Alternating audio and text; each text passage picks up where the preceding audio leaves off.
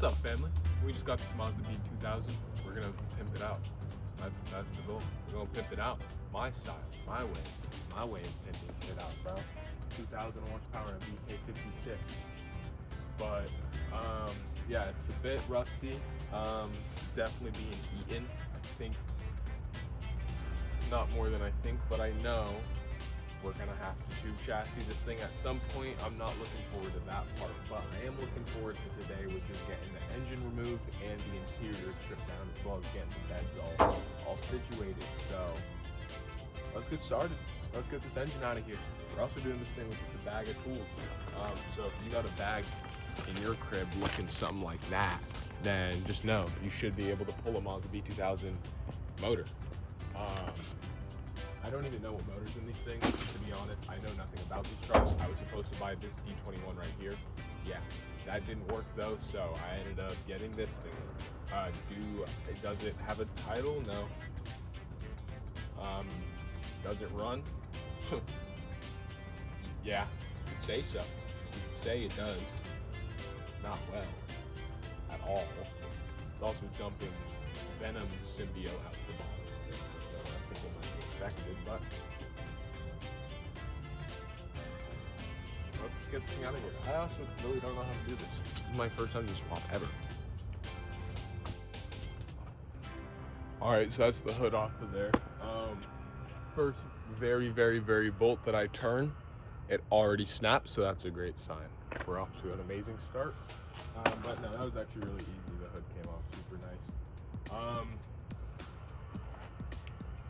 Let's get to this airbox, shall we? I think that's the next thing on here. All right, so now we have the fan out. All you gotta do is take 4 bolts that go right there that connect that plate to that black piece right there. It's 4 bolts. They just have to come out. They are a pain in the ass. Mine were 8mm. Normally they're 10mm. Then we have to get the shroud and radiator out, so we're gonna be doing that right now.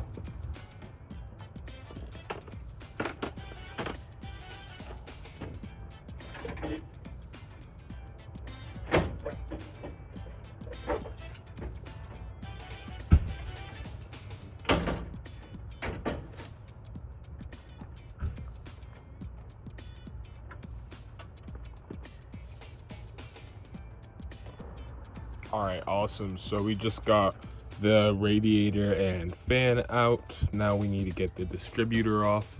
Once the distributor's off, we'll get this thing off. But let's get this drawn up. I don't know, there's not really a video on how to get this out, but it looks like it's just this right here. Slides out. The distributor and whatever this thing is now gone over there. It's out, looking like there's some room in this engine bay now. I really do think we'll be able to fit our VK in here just fine. So let's keep cracking away at her. Let's get this alternator off now.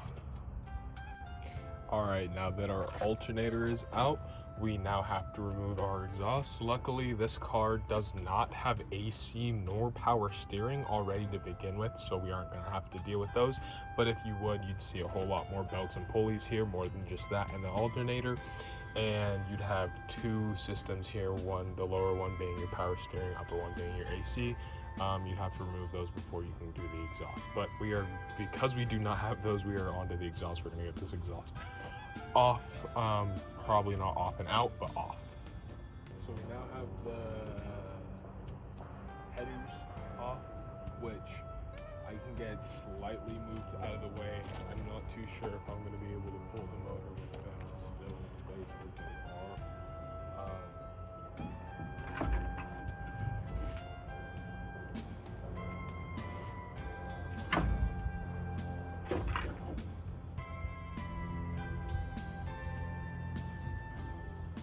If I pull them up and out, we can get it back.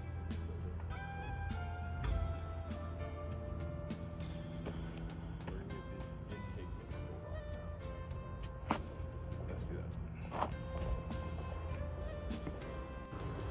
Alright, so I did a bit off camera and got most, I believe, if not most, all of the transmission bolts undone and whatnot. We also got the oil drained, and we got the engine mount top bolts off. I don't know if I need to remove them any further, or if how they sit in the truck currently will do for removing the engine. So we'll see when we get to pulling. I don't have the stand or hoist on me, so yeah, we gotta just keep waiting. We got the exhaust ratchet strapped over to the side. You can see that gave us a ton of space, plenty of room to get this engine out of here. Yeah. Quick little tip for the exhaust: there's going to be 2 brackets holding it on. One that goes there, and then there's going to be one that you're going to have to get from underneath the car that holds it to the transmission. That will stop it from going to the side, so you're going to need to remove those. As well as there are also 2 brackets, one on each side, holding the transmission onto the engine. You're going to need to take those off as well. Those are just kind of part of the transmission bolts though, so it's pretty self-explanatory when you're down there looking at everything. My next plan of attack is to tackle this side of the engine bay and get all of the wires and vacuum lines all out of here. Then we'll get to this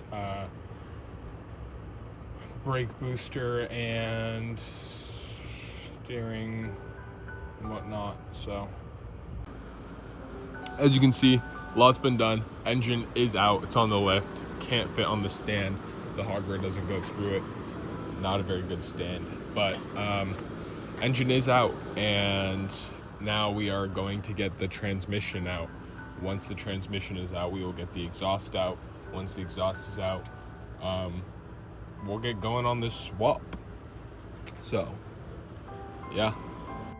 And then we have the 2 bolts on the top of it, so we're gonna need to lift the car, spin the wheels, and get the axle or the drive shaft to spin halfway and get those bolts to the bottom.